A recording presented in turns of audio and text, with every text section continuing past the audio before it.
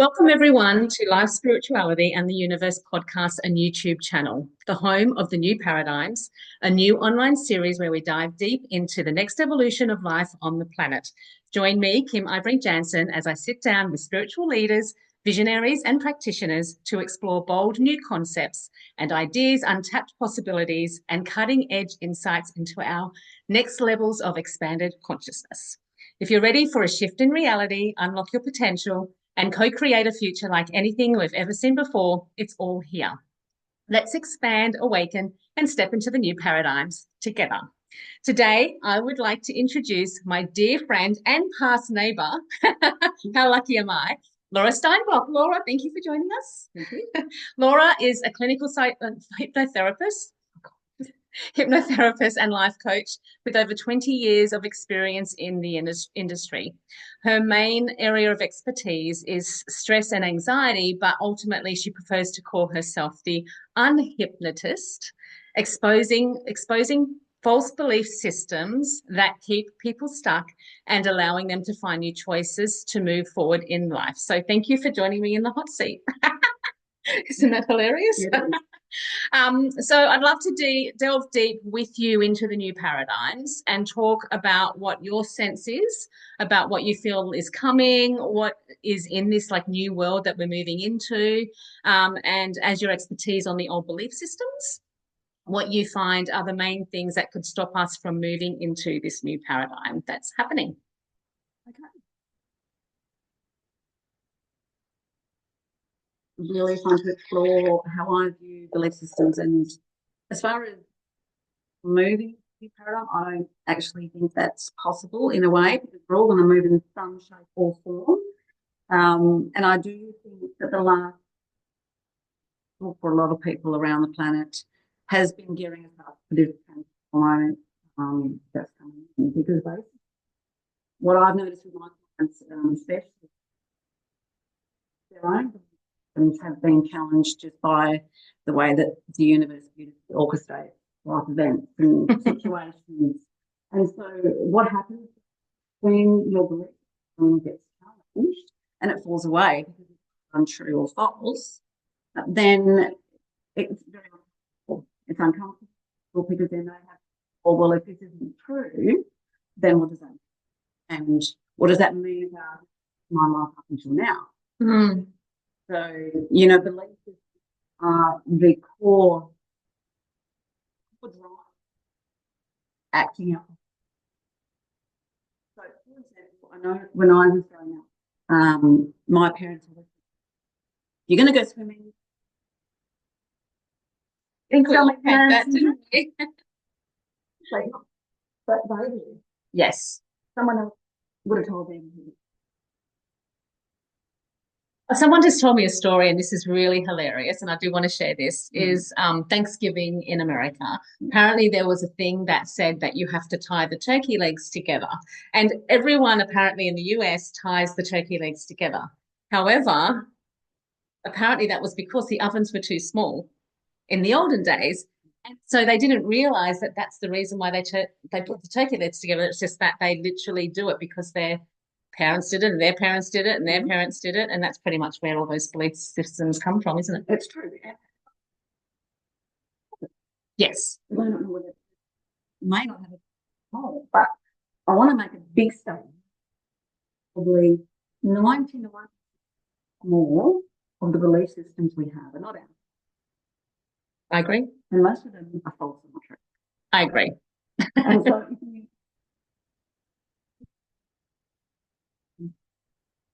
that's huge. Well, it says that it's false. Exactly. Help to from their own beliefs and then doing certain things. So give you a very simple example. Obviously, as a hypnotherapist, a lot of people, for the symptom of smoking and all this stuff, but they'll come into society. And what does society have to believe about quitting smoking? Yeah. And so but actually, choose your hard. Do you know what I mean? And the thing is, if you realise you've managed to poison yourself for this length of time, it's fun to do it. Yeah. And so when you change what society tells you hard or easy, then your reality changes with it. So when I was talking about the people that are seated with their best gift, but what it actually is become. And so if we just go in and address this, whether it's eating too much or drinking or smoking, whatever it happens to be, then your unconscious, which is the biggest part of the brain, 95% of the brain, will go and find different symptoms, which may be worse than the ones you originally had, because you haven't what the problem is. So when you look at, and I don't do regressional therapy or, go back and do it, but when you deal with the problem, then the symptoms will tend to dissolve organically, and that's what you want. Yeah. Because so many things are connected. But that's not really what we do in society, is it? It's not. So in society, again, if it comes to people doing, let's just call it the wrong thing, we focus on punishing them for doing the wrong thing. Yeah. Rather than looking at the symptom. But what is the punishment then doing? It's highlighting more of the problem, which is then still not focused on the solution. Yeah. Which is why it continues. Correct. Yes. And the end. That's it. No, not really. No, but it's true. And we do hear it, focusing on the problem rather than, the solution or whatever we think it is, a symptom or whatever. Everyone knows that, but we still don't do that. No, because they don't go into the right area of the problem. They don't know how to. No. Yes. And that's exactly right. Any insights around that? So I consider that there's lots of knots that need to be loosened in order to get to the actual problem itself. But as far as going into the new paradigm, and I think this is where we started today, is that as the universe or society or the chain of events that force us into this new paradigm start to disintegrate our belief systems, we're going to be forced, and it's not necessarily going to be hugely uncomfortable. It may be, depending, but it's going to force us what's true. When you talk about disintegrating belief systems, what do you think is going to be the catalyst for that? I think it's going to be very individual because everyone's got their own pathway paradigm. You know what I mean? Like no individual's going to have the same experience. So will it come through, let's just maybe blanket it as an issue or a problem? A symptom. Symptom? So symptoms will arise, and it's a bit like I consider anxiety to be an alarm. People like to, put everything in the anxiety bucket, but what it is, it's your alarm system that something's not right. Yeah. And you know what? If you have an alarm clock, you know what it's like. If you hit the button, the alarm gets louder. And so you hit the snooze or again, and you're either going to wake up and think, go to press the room, one or the other. And this is the same with looking at your symptoms. If you look at the symptoms and not the problem, like the alarm clock, they're going to get louder until eventually you're forced to look at what the actual problem is. And I think that's where we're all heading in a way, because once we take the power away from what's being forced, I think that will then expose more truths. Yeah. And ultimately give us a choice, because that's what limiting beliefs stop us from having is choice. And so, I always encourage people to be curious. Yeah. And when you're curious, we'll see other possibilities. It's a bit like, if you see everything at this level here, you're going to see X amount of things. But if you're a drone, as an example, then you're going to get this view, which is going to give you different possibilities and different choices. But you can't see what you can't see. I was about to say, if you don't have the experience of it, you don't know until you have the experience of it. That's right. But people can tell you. Yes. But it doesn't make sense. Until it does. Until it does. But that's what I'm saying. Where we're heading. Yeah. There's going to be conflict around what we thought to be true, that it no longer makes sense. Yeah. And when it no longer makes sense, it has to fall away. The great thing about it not making sense is that the head can't get involved with the old beliefs. Exactly. Because it doesn't make sense. Exactly. And that's where I think people's intuition, and the inner guidance will start to come out for them saying, I don't think this makes sense, but something within me knows that it's fine. Well, the other thing to consider then with that is that it can feel safer to be in a place of discomfort or to know when a truth isn't true. It can be safer to stay there than to explore the new truth. Because it's familiar. Yeah. This is why I think the new paradigms is really an important topic for everyone to know. And I think this is what I want to talk about next is the uncomfortableness of moving into the new paradigm. If we all want the new, and I think from a consciousness level, if we allow our brains to be curious, it's actually super excited to move into the new, but it feels uncomfortable when we don't know. Yep, 100%. So what are your thoughts, people when they're on that precipice of wanting to move forward, but the familiar keeps dragging them back? Okay. Well, I want to talk about shoes. Because I love shoes. You love shoes.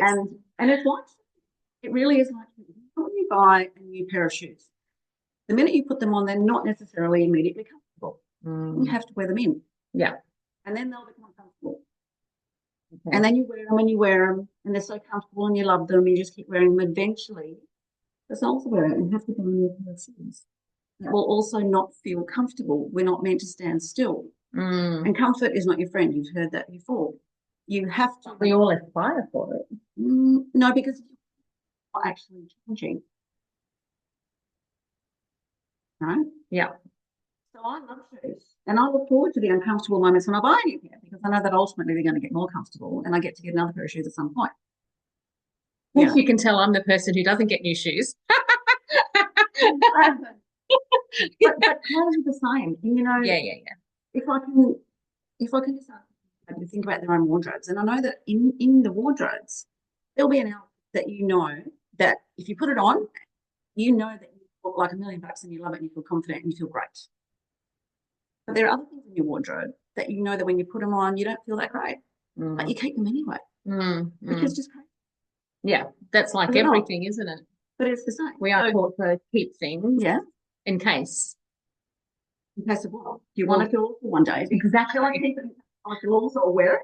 I think we do it without knowing why we do it. Yeah, because it's a perceived comfort. Exactly, perceived comfort is right. And so I always encourage you to be curious. Yeah. Why am I really doing this? Why am I really believing this? Yeah. Is it because asking the questions, isn't it? Like asking the questions. I am pretty anal at asking questions because I think it's in the answer of the questions that you'll get different possibilities at the end of it. Otherwise, you're going to get the same answer. Yeah. And if you want the same answer, that's fine. But if we're going to be moving in our soul's evolution and into the new paradigm where things become different and new and, perceivably easier. And personally, from what I've been feeling, is that the last have been really difficult for most people. And I think that we've done a lot of the work to get us to the point where now we're getting used to perhaps starting to deserve to feel more comfortable, because I think deserving was a big part of it too. Deserving and permission, I'm finding, is massive. You're allowed. Yes. You're allowed to do whatever you want to do. You're allowed to speak how you want to speak. And people are like, what? Because it's not really ever been a thing that they ever thought they could do. No. And that's the new paradigm, is permission and, acceptance and allowing. Yeah. And permission is a huge thing. And I kind of liken it to a contract, because we do make contracts with ourselves. But every contract will have an expiry date. And so when I'm with clients, we talk about relationships because I do believe that relationships are key to everything. We have relationships with everything, whether it's, with people, with food, with alcohol, with money. But the most important relationship you're going to have is the one you have with yourself. And when you know that one, all your other relationships will change. It's the one thing that people don't look at. No, they don't, because they consider it to be selfish. Yes. To consider self. Whereas of old beliefs. So when you think about when a baby's born, what happens? What's the first thing that happens when a baby's born? They cry. Yeah, well, they take a breath and then they cry. Yeah. So you take your first breath and then you cry. You cry to get your needs met, right? Because there's no other way. So babies have got it down pat. They're very selfish. They know it's all about them. But it's as we go past that point, we lose that connection to ourselves and we lose our importance because of our environment and society and belief systems and all of that. Right? So if we can go back to the baby, and I'm not talking about not meeting other people's needs, but if you put yourself first, then everyone else that you love and care about are going to get a much better version of you as a result. Well, it is the truth. It is the truth, but I think a lot of people just don't understand that because they've not done that. That's right, because they weren't modelled to do that. Yeah. They weren't modelled it. No. So, and I specifically for parents out there, I would encourage them to really look at what they're modelling. Yeah. Because that's so important for our Well, future this is how generations. I love listening to you about how you were brought up and the way that your mum loved and nurtured you as a child and, you know, bought you cups of tea in bed and all this. And I always remember that, you know, story you told me about that and how she did everything around the house and looked after you all so well. But yet then when you were older, you did the same. Whereas there's that old belief system that if you don't, if kids don't, you know, do, and that's the other thing I keep getting, chores and work are things that, again, we've been brought up with. Yes. Which are the wrong words for chores and work. Like, it shouldn't be, we have been taught these things. Yes, it's our perception of what that is. That again, next to hard, next to working hard, don't want to do it, all that sort of thing. And subconsciously, you wonder why you don't want to go and do the dishes or you don't want to go. It's because it's connected to chores. And really, isn't that a beautiful thing to have a clean kitchen and have 100%. everything? That's the message I got when I was watering the garden today. It's like we do these things because we love to do them and also that we're proud of the things that we have. So, right. But again, like you are the perfect example of a person who was brought up, loved and nurtured by her mother and watched her clean and do everything around the house. And then you did that yourself, which you then knew how to do because you watched her. Yeah, and now my children do the same. So it's not true that if kids don't do things around the house, that they're not going to know how because you knew how, because you watched. Exactly. My kids do nothing at home either. But they're well adjusted, beautiful. It doesn't mean they're bad children. But again, everyone's different. But that did actually, it did show me, that story that you told me did show me that this is how they learn, by watching. Yes, 100%. And I think if you're putting your needs, and I think that's an important thing to remember too, we're all wanting our needs met. And even people that consider themselves to be people pleasers, they do it to meet that need of feeling needed because that's within their core. Yeah. But if you're curious about why do I have this, or what do I really need, then it might change, you know, the direction in which you get your needs met, or the needs you need at all. And technically, what I'm hearing is that everything's about awareness. Yes. As long as you're aware, you understand. And intention. And I think if you live in intention life, and I know that's a cliche statement, but it's a true one. If your intention is to be good human, then it can't be bad. And if your intention is to make a really good experience while you're here between your two breaths of life, then that's not a bad thing either. And I think a lot of people don't understand what even intentions mean, like, because as we were saying, people don't really understand themselves. So if they don't understand themselves, how do they know why they do things? But working with the universe, everything is based around intentions. Yes. So even if you have good intentions to do something, but deep down inside you have a different reason for it, you will get a different result to what you want. Yeah. I think that's a really big thing when people get confused about why they keep doing the same thing from their good intentions, but their deeper intention is completely different to what they think their intention is. And what's their intention based on what they think they should be doing? Always. You know? So then, probably not. Again, like, based around what they want as the result. They don't know what they want. They don't. And again, once you look at it, then you understand. So really intentions, like when people look at what their intentions are, that's another thing that's linked to deeper belief systems. It is. And it's, again, going to be very highlighted in this new paradigm because I think we'll be able to manifest your intentions a lot quicker and a lot more powerfully than we have been in the past, purely because those old belief systems will be falling away. At light speed, I believe. I honestly think that the next couple of years are going to see massive changes in that area. Yeah. Yeah. Definitely moving into 2025, there are going to be really big differences. And this is what I want to ask you, because you did mention the word reality. And it's very easy to talk about new paradigms and a new reality. But again, I don't think people really understand. And you're really lucky. I think as practitioners, we're kind of lucky to be able to see someone in one reality and then to see them move into another reality, which in essence is a new paradigm. So just explain to me from your point of view what a new reality is for someone and what that looks like. Okay. Well, it can be as simple as deciding that the contract with smoking has ended. And so the new reality will start from the next day when you're no longer a smoker. Completely different. Mm. Your taste buds will change. Your likes and dislikes will change. You'll start to get your different needs met. You'll start to think about all this extra time that you've got that you don't have to do other things. So it can be as simple as that. But reality, very difficult to put in a box, let me just say, because what is reality? Reality is this very moment. That's all the reality is. That's why I wanted to bring it up. Yeah, because it's right like now. the reality, again, I think people think reality looks different to what it is, but it actually is just what it is. Well, it is. Yeah. But that's why I call the present a gift, because this is the only reality that's relevant, really, because, tomorrow, today will be yesterday. So then, if you look at the current reality right now, and if this is the only one that exists, can you see that our head naturally wants to go into, well, what are we meant to do, or what have we done? So into the future, into the past, where moving into the new paradigm, we're allowed to just stay here. Yes, that's for people. We can become very addicted to our past, and being addicted to it, you will perpetuate it. It'll become your present and your future. So that keeps the same reality. Correct. Yeah, we'll still have a that. I don't think the new paradigm means that you have to change.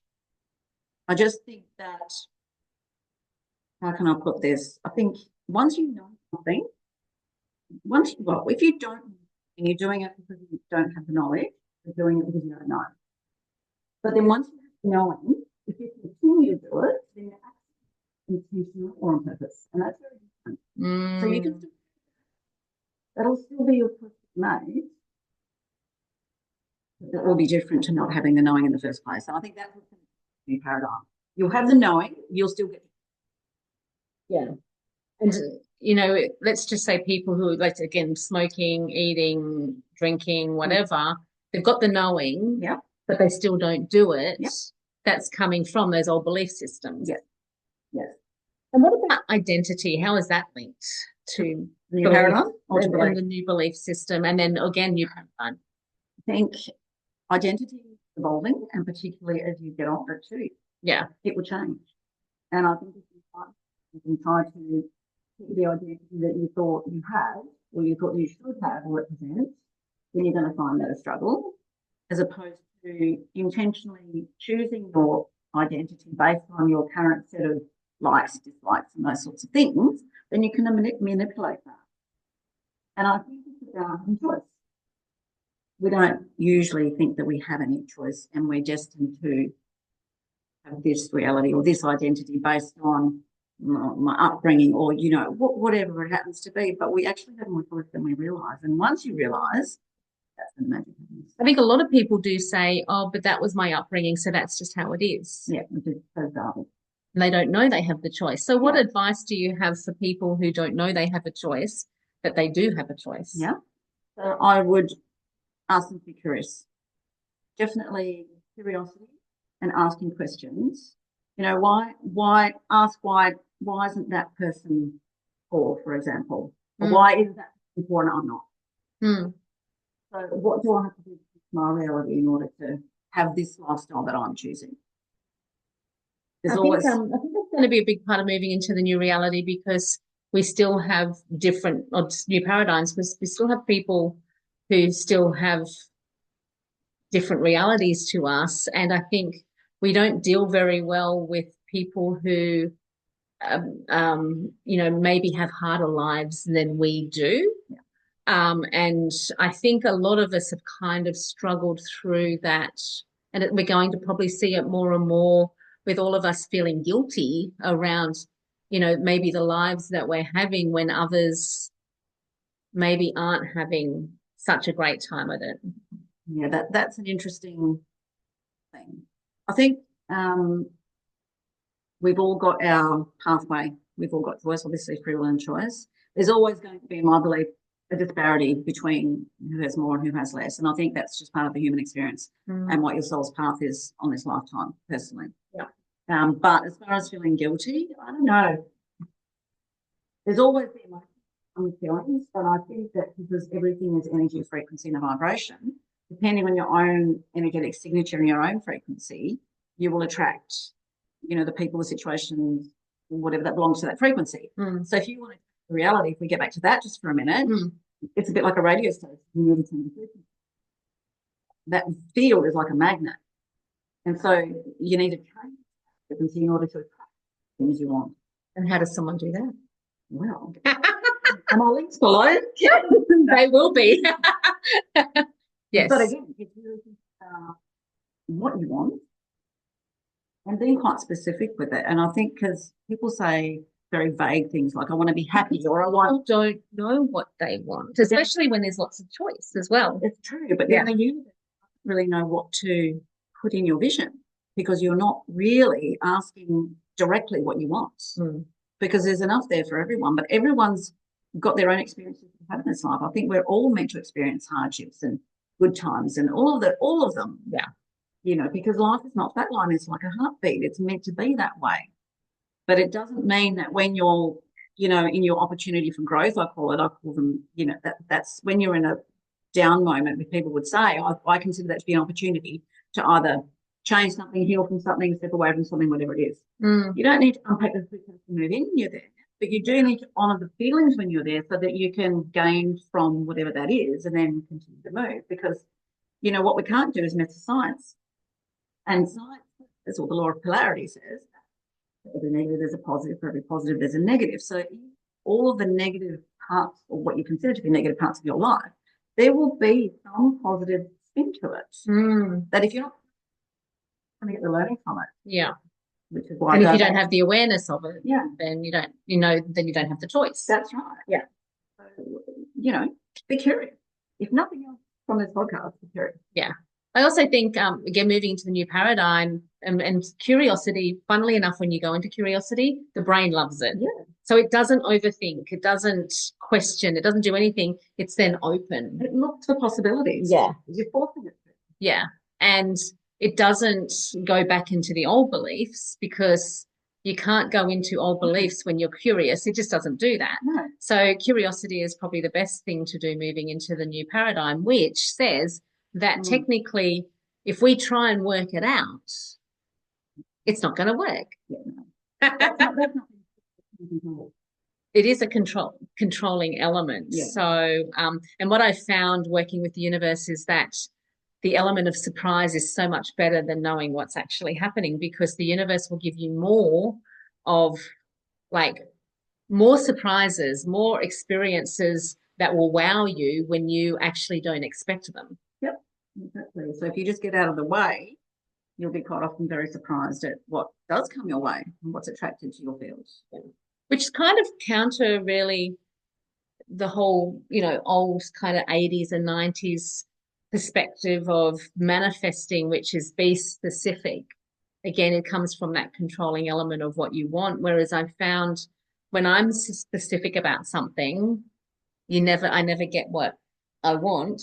Okay. Yet, if I'm trusting in the universe and know that there's something, again, it all comes back to what you think, right? Yeah. So if somewhere within me believes that something surprising is going to happen and I don't know what that is, then that will be my experience. Yeah. The same thing is, and again, looking at intention. So if someone's actually saying, I'm going to be specific, it can't be from a place of lack. It can't be from a place of, I don't trust or whatever, because the universe only hears the intention behind the specific things. So there must be something within me that if I'm specific, the intention, which I probably don't know, isn't in alignment with that, which is why it doesn't work. Yes. Yes. Remember, everything will start with the thought. The thought is always first. The body will then follow the feeling that you've just had from the thought. Yes. Huh? Yes. So it is very much directing your thoughts. Yeah. So if you direct your thoughts into things you don't want, you're going to actually get more of that because the unconscious does not process a negative.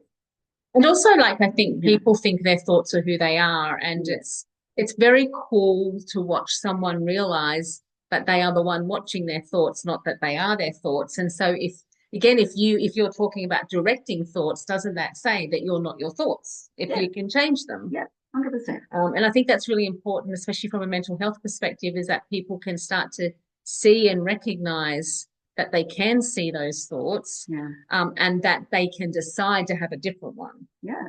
I mean, you know that if you were to think about an event in your life, that if you were to think about it, you would just want to smile instantly. To say you have a memory of something that happened 20 years ago, you're instantly transported there. That's how powerful your thoughts are.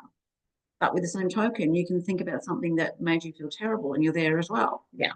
You know, so as I said, I think the new paradigms or the area, the space that we're moving into is very much going to highlight all of the choices. And I think, yes, there will be people that struggle with making choices because, you know, most leaders like myself are not great with choices. But over time, that could change because, again, who's to say you need to make a choice? You can have them all. Yeah. Well, that's very true because why do we need to have all that? Yes. You know, we're going to maybe that is what the new paradigm is going to be like. And that I do see, like, we've got the old story around that duality is not going to be a thing on the planet. But you know what? I think the one thing that I've picked up from our conversation is it can be or it can't be. And it doesn't really, there's no right or wrong way for all of it. It can just be, again, a choice. Yeah.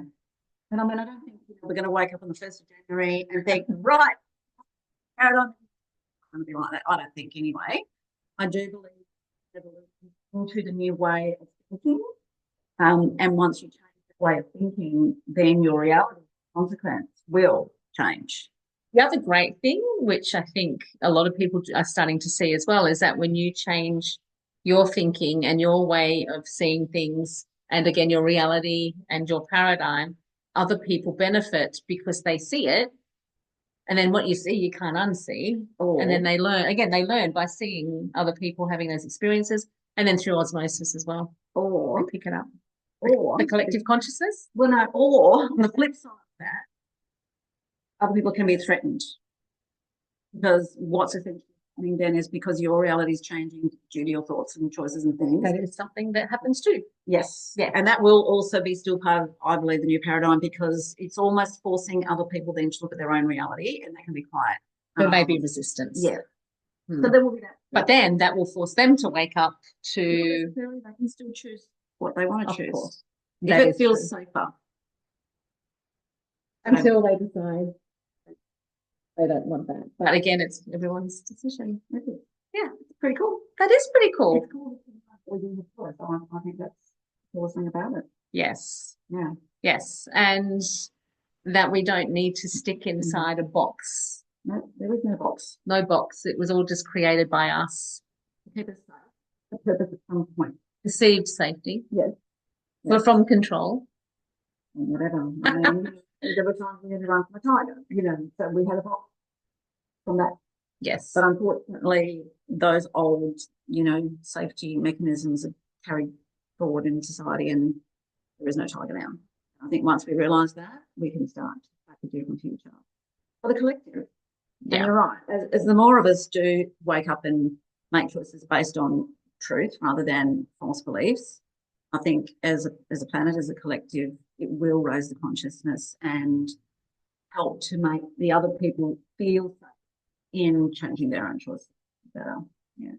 Again, like it comes back to that 4-minute mile concept where no one could break the 4-minute mile, and then one person did, and then all of a sudden now everyone's doing it. Yeah.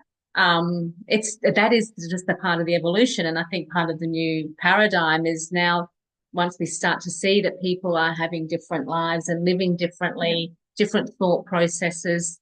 Like, especially, I don't know about you, but I love it when either I download or receive a brand new thought pattern, which completely blows your mind. And you're like, wow, I've never seen that before. And I think that's definitely what I see the new paradigm as being, is that it's like, you can't unsee that once you've seen it. Yeah.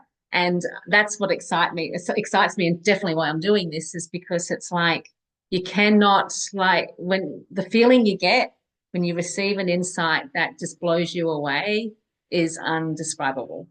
Yeah, it's very true. And it can be just instantly. And all of a sudden, everything has changed on that aspect. You know, and you're right, you can't unhear it, you can't unsee it. Yeah, I think that's so And then cool. working with the universe, you start to see more of those things because the universe just aligns energy with energy. Well, that's what I'm saying. So Yeah, you're cool. changing the frequency, you're changing that magnet, you're changing what the universe sends you based on your choices.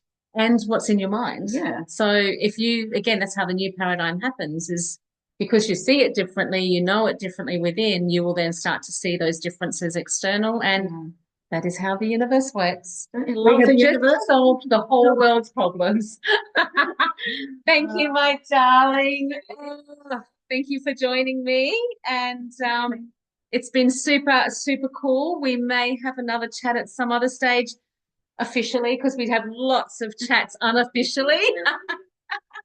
So I'm very blessed to have you in my life. Thank you. Same. Thank you. And thank you everyone else for joining us. If you've got any other questions or comments, pop them below. I also do have Laura's links below if you want to check out her work. She is awesome. And we'll be seeing you next time on the next episode of The New Paradigms. Bye. Bye.